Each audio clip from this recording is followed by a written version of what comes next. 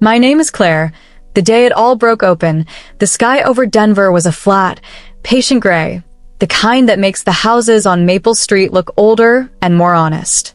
I was in the front room of our house with its creaking oak floors and the big window that watched the sidewalk. My husband, Mark, stood by the mantel with a manila envelope. My sister, Vanessa, leaned on the doorway, her perfume sweet and sharp. Mark pulled out the divorce papers and set them on the coffee table like a bill we all already knew we would have to pay. Vanessa lifted her chin and said, very calm, "You have 2 hours to get your things out. I own this house now." She dangled a shiny new key, as if it were a diamond. I looked at the key, and then at the walls that had watched me grow up. This house had heard my first laugh and my worst fight. It knew my footsteps. The easy choice would have been to cry or to ask for mercy, but the easy choice was not my style anymore.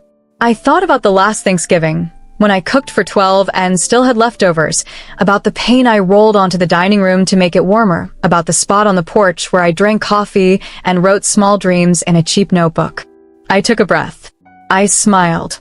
2 hours is plenty, I said. I meant it, and that surprised even me.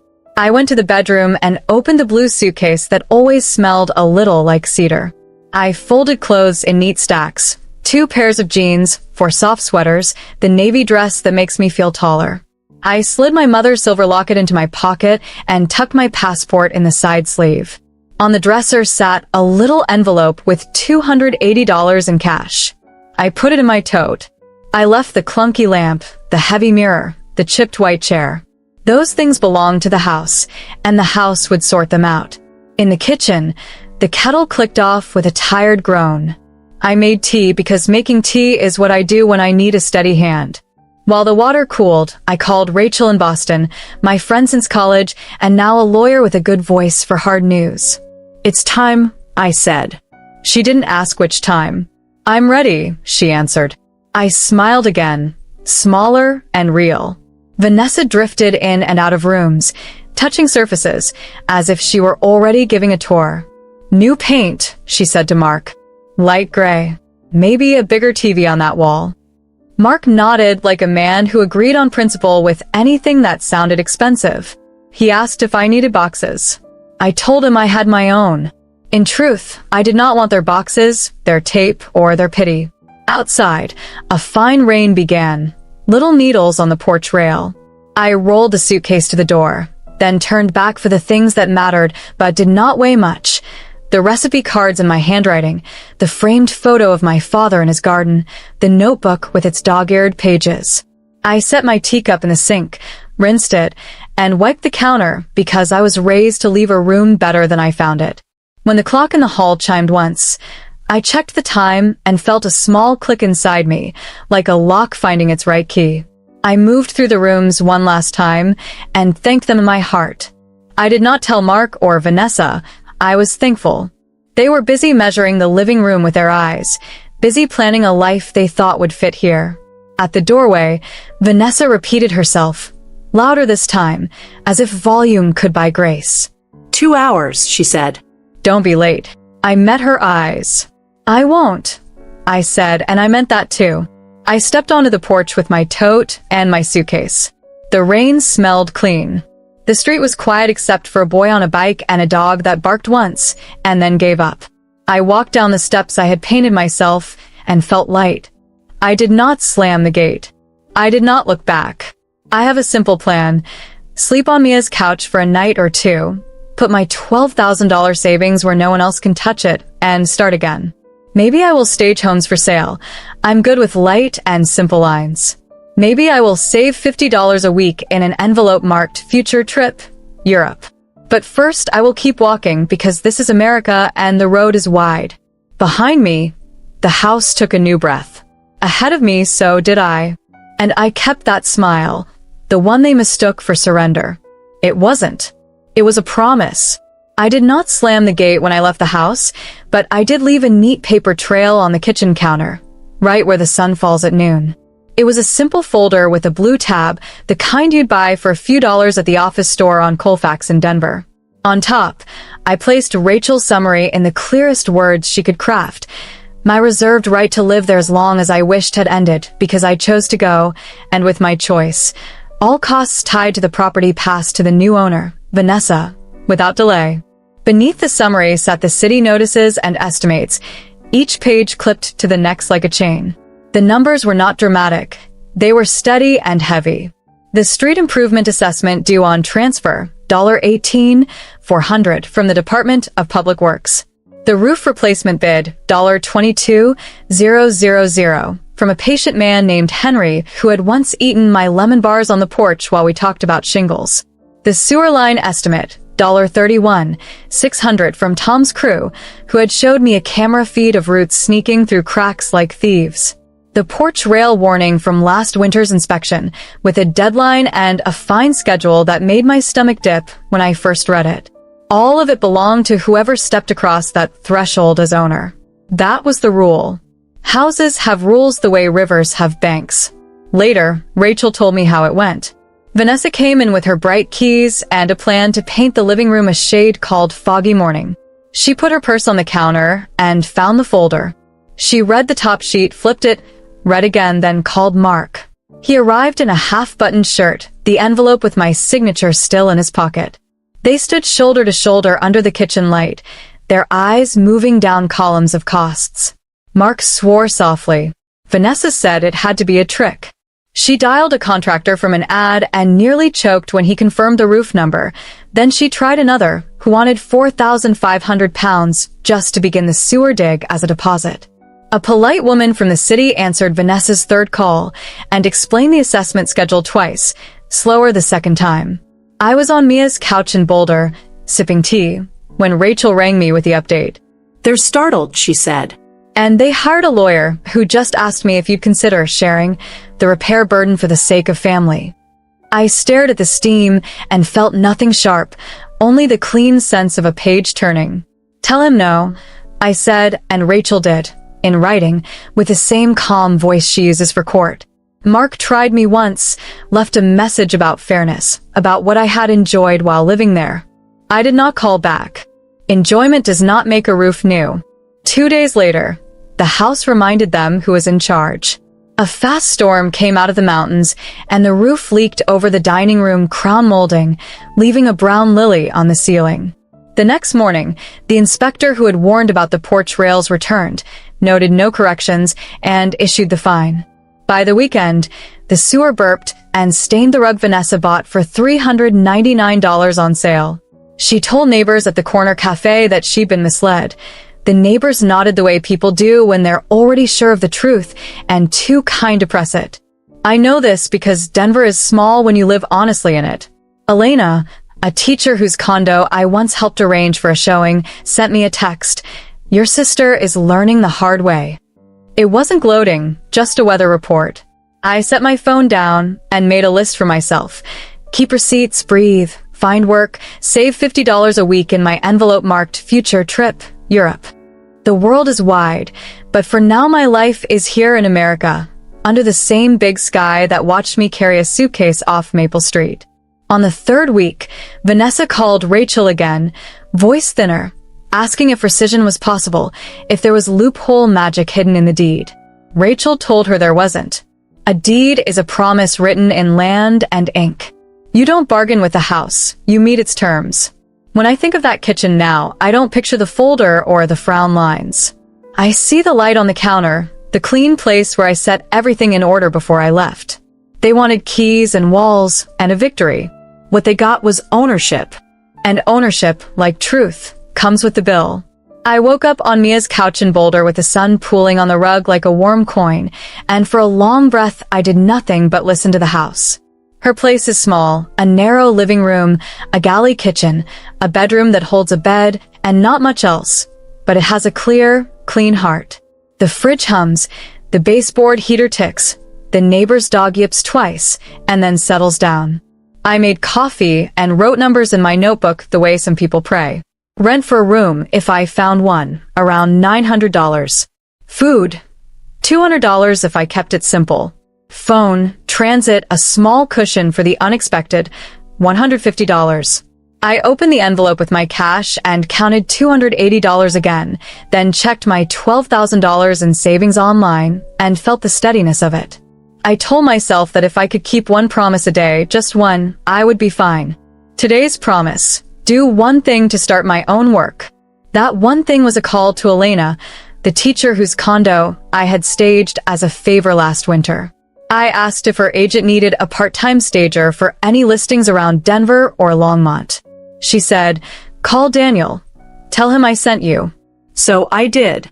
Daniel sounded wary until I said, "I bring my own linens, I can stretch a $300 budget into a full room, and I have a car shaped like a shoebox, but it runs." He laughed once and booked me for a one-bedroom in North Denver, $600 for a weekend turnaround. I hung up and stared at Mia, who was drying her hair in the hallway. We danced a little, the way old friends do in socks, silent and silly. Then I got to work. Work meant hunting through thrift shops on Arapahoe and down on Federal, touching everything for sturdiness and quiet charm. I spent $112 on 2 lamps, a stack of neutral pillow covers, a framed print of a field with a bright horizon, and a heavy glass vase that could hold green branches for free if you knew the right bushes near the creek. I borrowed Mia's vacuum and bought a $9 bottle of wood polish that smelled like oranges. At the apartment, I opened windows, rolled up the blinds, and moved furniture 3 inches at a time until the whole room exhaled. I wiped baseboards on my knees and told myself this was not a fall from anything. This was a climb toward myself. On Sunday afternoon, the agent texted a photo from the open house, a couple standing in my arranged light. Monday morning, he sent me $600 and a note. You get it. I screenshotted that note. When you begin again, you keep small proof. By the end of the month, Daniel had given my number to 2 colleagues. One had a cottage in Golden with a crooked little porch. Another had a brick house in Aurora with long windows that wanted softer curtains. I set a simple price list: $450 for a studio, $600 for a one-bedroom, $900 for a small house, and I wrote Claire's Clear Rooms on a free website that looked basic but honest. I found a furnished room in a shared house in central Denver, a blue Craftsman with a deep eave and a lemon tree in a pot by the steps. The rent was $925, and the landlady, a retired nurse named Ruth, accepted my bank statement and my references without the flinch I had braced for. I paid first month plus a $500 deposit, bought a second-hand desk for $40, and placed my mother's locket on a tiny dish by the lamp. Sometimes, at night, I counted the people who had chosen kindness over theater. Mia with her couch and her extra key, Rachel in Boston with her steady counsel and a refusal to be bullied, Elena with the introduction, Daniel with the first booking, Ruth with the room. I sent each of them a note and tucked aside $20 for a thank you supper I would cook in a month when my schedule eased. I also fed the envelope marked future trip, Europe, with $50 every Friday, even when a part of me said, not yet. I want to walk through old stone streets one day, but for now my souls live on American sidewalks, and there's grace in that too. News from the house on Maple Street reached me sideways, like a draft under a door. A neighbor told Daniel that the roofers had set ladders against the eaves while thunder grumbled over the front range. Later, I heard the porch rails were finally replaced, and the city clerk's stamp something paid. None of it was my concern anymore, and that fact was a freedom I could taste. When the thoughts came, I let them pass the way a cloud moves across Denver's big sky. Noticed, then gone. My life had a new shape. Mornings loading lamps into my hatchback. Afternoons coaxing light through rooms. Evenings sending invoices and wiping down borrowed tables. On the first day of the next month, I cleared $6,200 before expenses. I wrote the number in my notebook and underlined it twice. I ended that night on my small porch in the blue house, the city warm and humming. I held my keys and thought about ownership, the kind that cannot be filed at the clerk's office. I own my time now. I own my voice. I own my smile, which is still the same one I wore when Mark and Vanessa said I had 2 hours to get out. They thought the house was a prize. I think the house was a teacher. It taught me how to leave with grace, how to build with less, how to set a room and a life so that when the door opens, What's true steps forward and shines. News from Maple Street kept finding me even when I stopped looking for it. Daniel ran into our old neighbor, Mrs. Porter, at a cafe in Denver, and by dusk I knew more than I wanted. Vanessa had brought in a contractor named Greg who wanted $15,000 up front to start the roof, and another crew asked for 4,500 pounds just to open the sewer trench. Mark showed up once in a wrinkled shirt and left after 20 minutes with a new story about cash flow. The city posted a bright notice about the street assessment, $18 for 100, right on the porch rail I used to lean on with my morning coffee. Ownership, I reminded myself, is not a crown. It's a ledger. The house did not bend for them. During one fast Denver storm, brown water mapped itself across the dining room ceiling like an old atlas. Greg's crew opened a section of roof and found more rot than his cheerful estimate had guessed, and the number stepped up by $6,800 with a tidy change order. The porch rails finally met code, but the inspector flagged the steps for a different measurement, and another invoice with a soft red stamp, due, arrived a week later. Vanessa set an air freshener in the hall and posted bright photos online, but even pictures can smell like trouble if you know what you're seeing. A young couple from Lakewood offered to buy, then withdrew after reading the sewer report. A cash buyer from Colorado Springs came in low, $120,000 under what Vanessa had paid, and stayed there like granite. In the end, she accepted, because lenders don't care about pride. They care about numbers and time. I learned the closing story from Rachel, who called me from Boston with the dry relief lawyers keep for after the last signature. Between the roof, the sewer, the assessment, the porch, and the mortgage break fee, the sale left Vanessa with almost nothing. Mark had already found a rental far from Denver, somewhere near the state line, the kind of place where you hear trains more than traffic. He texted me a single sentence, "I hope you're okay," and I let it sit unread until it expired in my heart. I do not take joy in their losses. But I also do not rent a room in sorrow when the bill belongs to someone else. A deed is a promise. They signed it with their own hands. By then, my days had a clean rhythm. I staged a brick bungalow in Englewood for $900 and a bright condo in downtown Denver for $600. Elena sent me a teacher friend, and Daniel looped me into a small agency network where my name, Claire's Clear Rooms, pulled steady, honest work. Ruth, my landlady, renewed my lease in the Blue Craftsman for another year at $925, and I raised my rate card by $50 across the board without losing a client. On Fridays, I fed the envelope marked Future Trip, Europe, with $50 and sometimes an extra $20 if the week was kind. My savings crossed $15,000, and I bought a second-hand ladder for $85 because I was tired of asking strangers for theirs. That ladder felt like a quiet flag. I live here, and I am prepared. One evening, I drove past Maple Street on my way back from a job in Arvada. I told myself I was taking a faster route, but truth loves a full sentence. A new family stood on the lawn. 2 kids racing over the grass, a woman named Julia laughing with a friend, a man named Evan carrying a box that said books. The porch rails were proper and strong. The roof lay flat and dark against the sky. No one looked at me. No one needed to. I kept driving, but for a breath, I felt the house watching me the way houses do when they remember your footsteps. I wished it well, which is a kind of grace I didn't know I had. That night, on my small porch in Denver, I wrote a final line under the Maple Street chapter. Paid in full, by them and by me. Then I counted what I own that no clerk can file. My work, which is clean and honest. My friends, Mia with her couch and her extra key, Rachel with her sharp mind and soft heart, Elena with her first yes, Daniel with his steady referrals, Ruth with her trust, my time, which I spend like money I respect, and my voice, which says what is true in easy words.